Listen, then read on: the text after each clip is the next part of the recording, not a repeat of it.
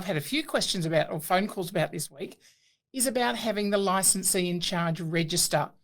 So, it's kind of referred to as what we want to talk about in this is about having a licensee in charge in reserve or sitting on the bench or ready to support and take over if and when needed. So as part of every agency's compliance program, you need to have a licensee in charge register. So that needs to include the name and the license number of the licensee in charge or multiple licensees in charge if that's how you're structured. Remember that any one corporation can have more than one licensee in charge for different aspects of the business, just so long as every part of the business is actually supervised properly. So you must, as part of that register, you must also nominate who is your licensee in charge in reserve. So literally that means who will take on the role when the licensee in charge is away, on leave or unwell.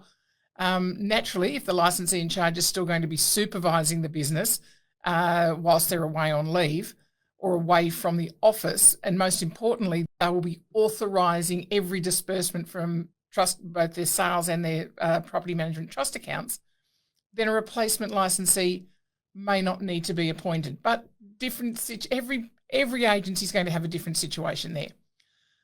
But your licensee in charge register does need to nominate who will take on these responsibilities if the nominated licensee in charge is unavailable.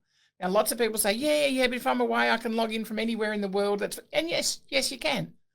But sometimes if you're sick and you're lying in a hospital bed or you're just unwell and you cannot, got the worst, head cold in the world, and you cannot turn that laptop on to authorise the disbursements, there needs to be somebody else who can.